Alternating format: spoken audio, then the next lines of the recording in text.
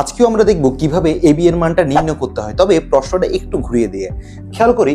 গত ক্লাসে আমরা করেছিলাম যদি a plus B equal to যদি সামথিং হয় এবং a square plus B square equal to যদি সামথিং হয় তাহলে এবি এর মানটা নির্ণয় করো।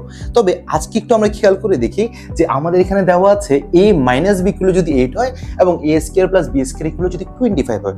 যখন আমাদের একটা কাজ করেছিলাম, যখন আমাদের এখানে a প্লাস বি ছিল, সেক্ষেত্রে আমরা যেটা করেছিলাম, যখন আমাদের a প্লাস বি ছিল ওই মোমেন্ট আমরা করেছিলাম যে এটাকে আমরা কি করেছিলাম, আমরা এটাকে হোল স্কয়ার করি এবং হোল স্কয়ার করার পরে আমরা এখানে 25 দ্বারা করি এবং এই পুরো পার্টটাকে আমরা 2 দ্বারা কি করে দিই, ভাগ করে দিই। তো খেয়াল করে দিই, তাহলে সেই ক্ষেত্রে কি হতো, সেক্ষেত্রে যদি প্লাস হতো তাহলে সেক্ষেত্রে হতো 64 মাইনাস 25 ডিভাইড বাই 2, এখান থেকে ক্যালকুলেশনটা হতো।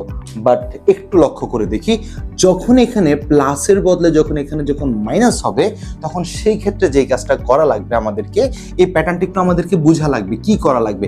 খেয়াল করে দেখি, এই ম্যাথটার কিন্তু সহজ সমাধান কিন্তু আমরা এখানে দিয়ে দিয়েছি। এখন এই ম্যাথটা যখন আমরা সহজ সমাধানটা যখন করতে যাই, একটা প্যাটার্ন আমরা একটু লক্ষ্য করে দেখি। এই যে প্যাটার্নটা একটু আমরা খেয়াল করে দেখি, এই যে এবিটাকে আমি যদি এই যে এবি এর যে 2টা আছে এটাকে যদি সামো যদি আমরা এখানে যদি পাঠিয়ে দিই, যদি এখানে যদি এই যে এবিটা 2টাকে যদি এখানে পাঠিয়ে দিই, তাহলে একটা প্যাটার্ন দাঁড়ায় 25 মাইনাস 64।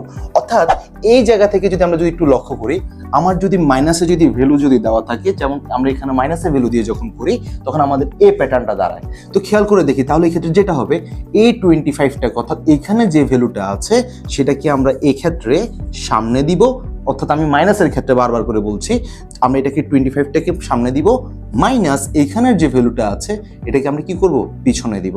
খেয়াল করে দেখি, ডিভাইডেড বাই কত, 2। অর্থাৎ এই যে শর্টকাটটা, এই শর্টকাটটা কিন্তু আসছে কোথা থেকে, ঠিক এই জায়গা থেকে। সো আমরা যদি একটু খেয়াল করে দেখি, 25 মাইনাস 64 ডিভাইডেড বাই 2, অর্থাৎ ক্যালকুলেশন করলে আমাদের যে ভ্যালুটা দাঁড়ায় সেটা হচ্ছে মাইনাস 39 ডিভাইডেড বাই 2। সো তোমরা একটু খেয়াল করে দেখো, তোমরা এখানে আমি একটা মান চেঞ্জ করে দিচ্ছি। আমি যদি a মাইনাস বি এগুলো যদি 5 হয় এবং a square plus B square যদি 25 হয়, তাহলে এটার ভ্যালু কত আসবে সেটা তোমরা অবশ্যই কমেন্ট বক্সে জানাবে। Thank you so much.